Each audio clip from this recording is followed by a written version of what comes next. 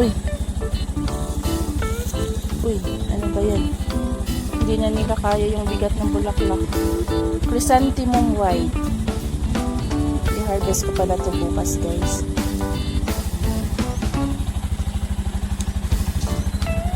Tapos yung yellow. Ayan, sobrang daming buds. They're starting to bloom. Ito yung aking mga babies. Ay nako, itong efficient na to. Ang mahal-mahal ng bili ko dito, pero nung una nakakahappy kasi sobrang daming bulaklak, pero ngayon wala na.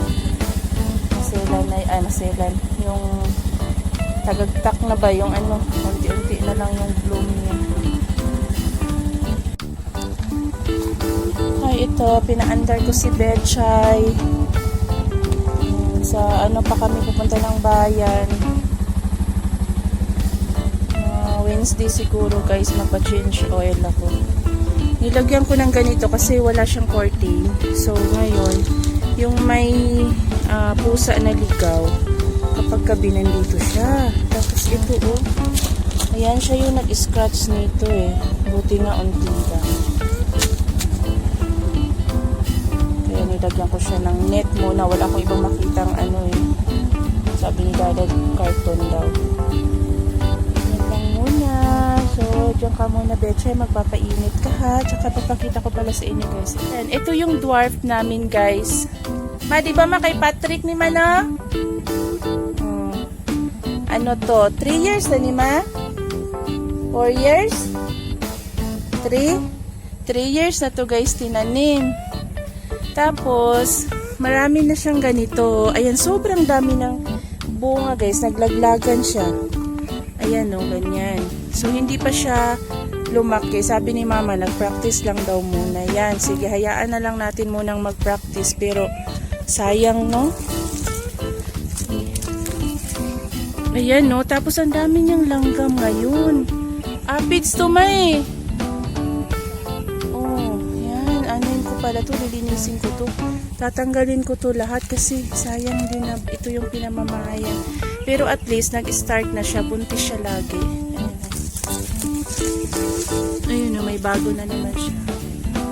Sana, may tutuloy na. Kasi ito, guys, oh. Ganon din yung mga pinagdaanan nila. Ayan, o. Sobrang daming natanggal, diba? Tapos ngayon, may tumuloy na. So, kapag ganito na yung color niya, sabi nila, didiretso na daw. Yan. Ayan. So, ayan, o. Tcharan! So, masaya kami dito, guys. Excited kami kasi kahit pa paano, makatikim sila Mama ng buko na nakatayo lang muna. Pati mga bata. Ayun, 4 na puno yan. Buntis na lahat yan. Yung tatlo na yon, may na yan, yung talabas ng mga ganito. Yan, yung ganito. Yung nandoon yung mga maliliit na ganito. So, ito yung itsura niya kapag bumuka.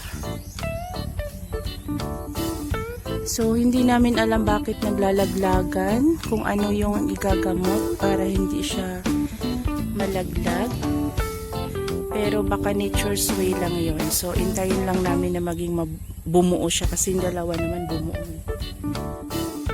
Manigas tayo ng okra, guys. Magsisimidang ito ngayon. Kaya lang na siya, na to eh, agnas na. Tanim na ulit ng okra.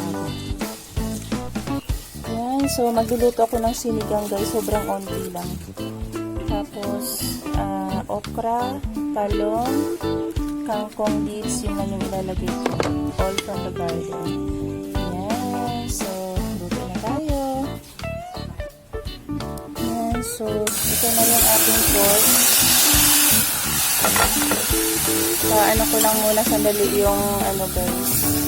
Pa-brown-brown lang onte bago natin maglagay ng bawang sibuyas. Saka yung gulay. Ayun si Mother, busy rin. May katawagan habang nanonood ng TV. Ito pala yung aking sibuyas. Makulimlim ngayon dito sa amin, guys. 2 days nang hindi umulan. Ayan, so may alam ba kayo dito, guys? Kasi naputas na siya. Ayun, oh. Yung apoy, lumalabas na dyan. Di ba napakalapit na lang yan sa gitna, yung may butas dito, yung inaanohan ng gas. Kaya sabi nila, nag-research ako, sabi, ano daw, bibili daw dun sa nagtinda dito, nung kalan. Kung hindi man, yun daw sa mga gumagawa ng burner. Eh, parang wala naman dito sa bayan namin yung ganyan. Diyos ko, pupunta pa ako ng syudad. Eh, ano ngayon? Restricted, ano ngayon sa COVID, hindi kami makabasta-basta biyahe. So, ang balak ko dito, guys, ipa-welding ko siya. Ito, yung butas na yan. Pwede kaya yun? Yun yung naisip ko ngayon eh. Dadalhin ko siya sa weldingan, tapos ipapa-welding ko. Yan. So, para lang ano ba, yung hindi pa ako makabili ng bago.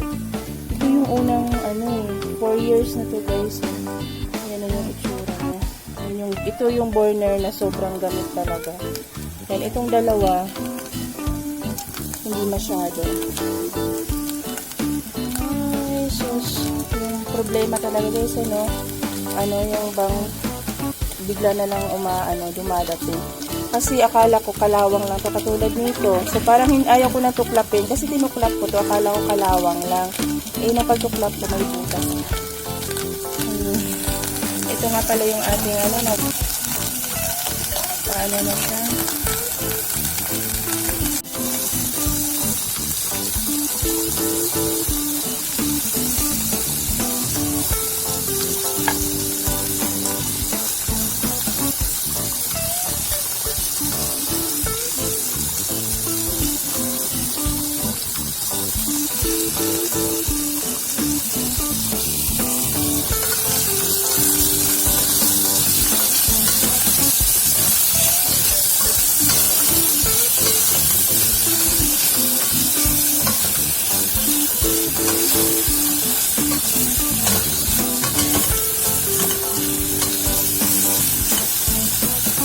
Bango!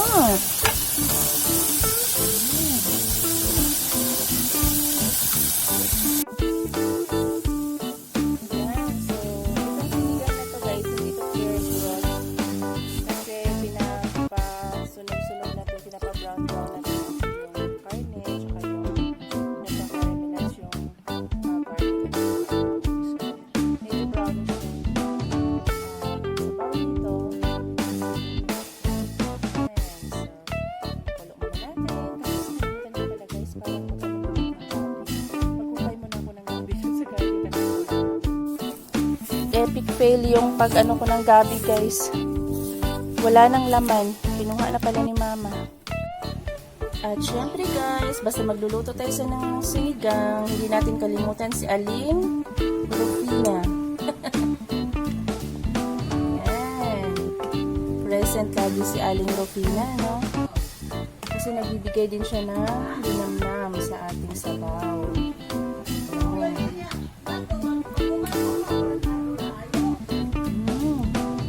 Ay, grabe. Sarap na ng lasa. Lagyan na natin yung ating vegetables. Kasama yung tangkay ng ating kangkong.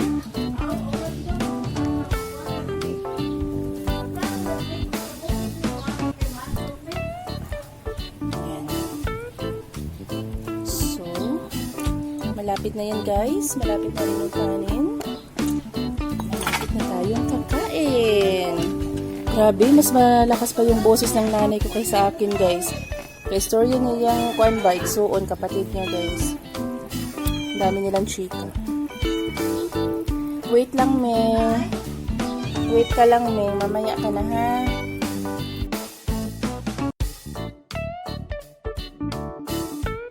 Pili. Kay atong ibutang sa patis. Kunin ko na, guys, kasi kinakain ng langgam. Langgam pala, ibon. Sa Bisaya, guys, ang ibon, langgam. Tapos, tayo na, iwan ko muna na to dito. Kasi kukuha lang ako ng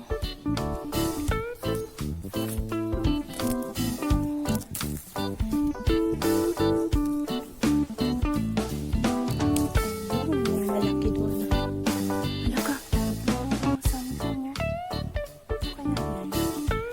Ngayon lang ko nakakita ng ganitong insect. Saan yan?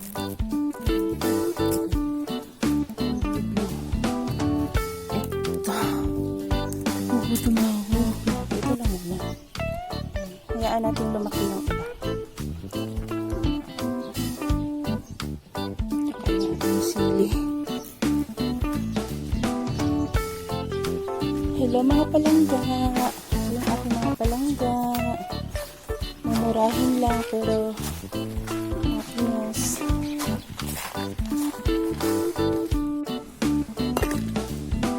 Lagyan na natin ng patis. Tapos kalamansi. Yan. Tapos pisatin natin si haring sili. Galitan na naman ako ni Kuya yung niluluto guys kasi kumain na naman ako ng Playboy. Parang kulang na ako sa kumain. Yan. Kain na tayo. Yummy. Kain tayo.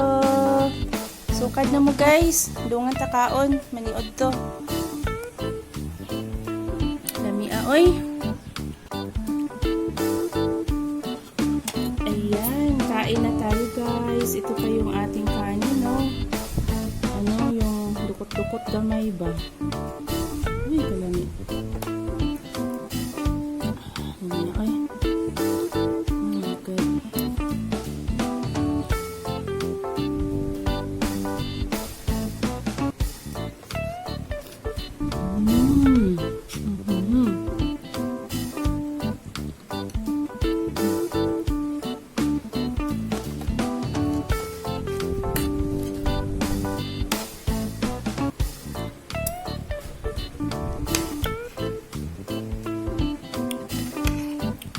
Sarap.